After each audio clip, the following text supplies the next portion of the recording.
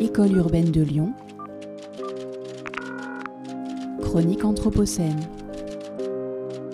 Mesdames et messieurs, bonjour, je m'appelle Jérémy Cheval, je suis architecte et travaille pour l'École urbaine de Lyon, où nous questionnons les enjeux des mondes urbains anthropocènes. Aujourd'hui, face à la situation actuelle du SARS-CoV-2, nous essayons d'interroger nos recherches et concepts avec la nouvelle situation.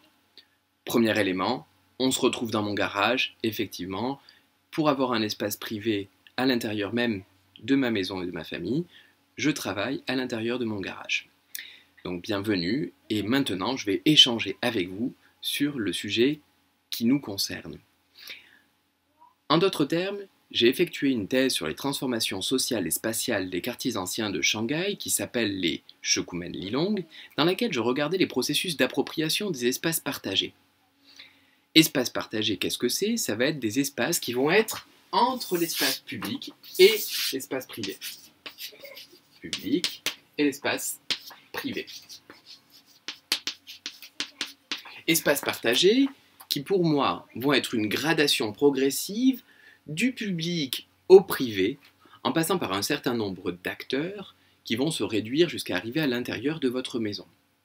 C'était un phénomène qui était relativement ancien et très pratiqué dans la culture traditionnelle chinoise, d'avoir 4 filtres d'intimité. Le public, le semi-public, le semi-privé et le privé. Tout ça s'appliquait dans les villes et dans les maisons ou dans les temples à différentes échelles, où on allait passer toute une série de seuils, où on entrait de l'espace le plus public où tout le monde peut traverser, quelque chose qui ferait référence aujourd'hui à un hyperlieu, disons, de Michel Luceau par exemple, un espace semi-public où là on va pouvoir avoir une compréhension et un contrôle de la population qui va y avoir à l'intérieur, semi-privé, c'est-à-dire qu'on va rentrer dans une allée ou un espace qui va être géré par des occupants, mais qu'on va toujours pouvoir traverser, que le public va pouvoir entrer, et la sphère privée qui est l'espace sacré dans lequel on ne peut pas rentrer. Mais qui malgré tout, même à l'intérieur du privé, on va pouvoir retrouver ces divisions entre les différents espaces familiales jusqu'à l'ancien temps, avoir la chambre de la fille qui était l'espace le plus sacré, le plus caché à l'arrière de la maison une fois qu'on a passé 3 ou 4 cours. Donc qu'est-ce que ça veut dire et en quoi c'est intéressant aujourd'hui de se poser cette question-là? C'est parce que face à la situation actuelle avec le Covid, on se retrouve tous dans les villes ou dans les espaces domestiques, dans nos maisons, où dès qu'on va sortir, on va bien souvent se retrouver confronté directement à l'espace public. Un espace public qui est géré par le public et sa réglementation en place, notamment à l'heure d'aujourd'hui, la distanciation sociale qui va aller de 1 mètre, 2 mètres, 3 mètres, 4 mètres, selon s'il y a du vent, de la brume, selon les différentes analyses médicales qui vont être préconisées et l'espace qui est disponible pour les habitants.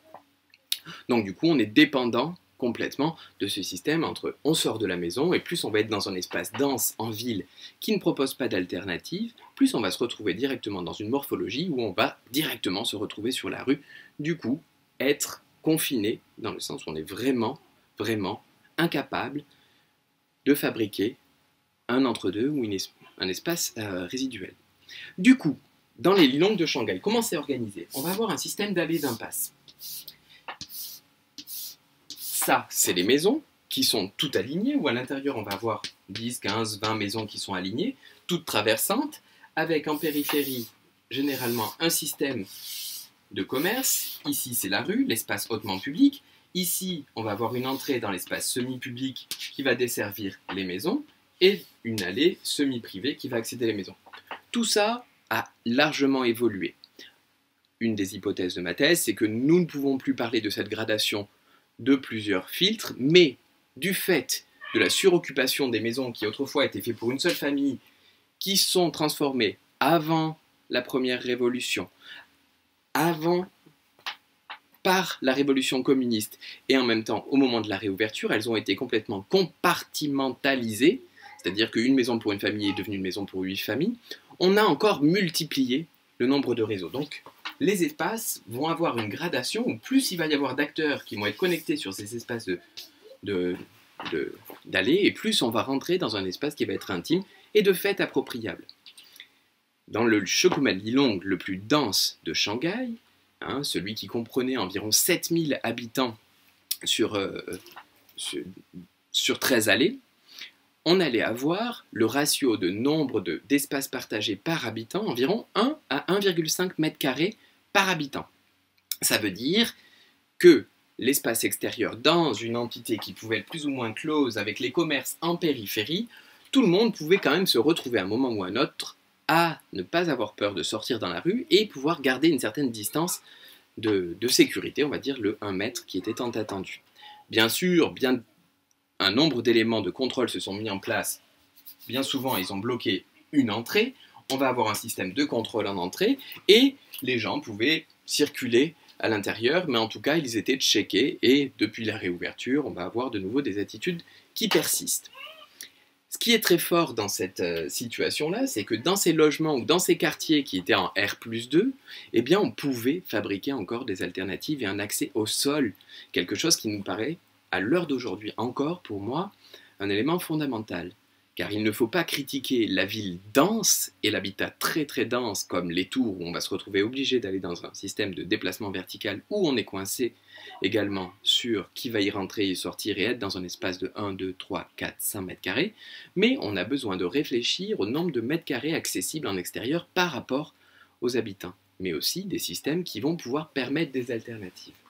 Alternatives que si on multiplie et que on va donner à chaque fois dans les espaces extérieurs la possibilité d'avoir des lieux qui se traversent, des lieux qui se mélangent, mais qui malgré tout donnent une possibilité d'avoir un certain nombre de mètres carrés par habitant, avoir un contact à l'extérieur.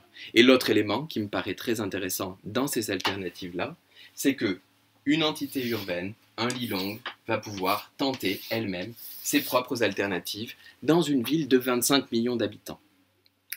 Je ne dis pas que habiter dans un lieu hautement dense comme le Lilong est une très grande qualité à la période de confinement, bien au contraire, je pense que les rapports sociaux qu'il y avait à l'intérieur étaient très complexes et pas simples, mais malgré tout, réfléchir sur cette optique-là de garder un espace sur l'extérieur pour nos villes de demain et un lien avec différents groupes qui permettent de réfléchir à d'autres manières de s'organiser sans pour autant se retrouver confrontés directement avec une loi extrême du tout public, pose fondamentalement des questions de rapport à la ville à travers différentes échelles. Donc merci beaucoup. Pour quelques lectures que je pourrais vous recommander, peut-être vous pourriez regarder House Home de Knapp, qui est un livre très intéressant, ou également je vous invite à regarder le livre Lilong's Lives que nous avons écrit avec différents auteurs sur les transformations de ces quartiers-là et sur les processus d'appropriation. Merci beaucoup et à très bientôt peut-être pour un autre type d'architecture qui nous montre des alternatives. Bonne journée, au revoir. École urbaine de Lyon. Chronique anthropocène.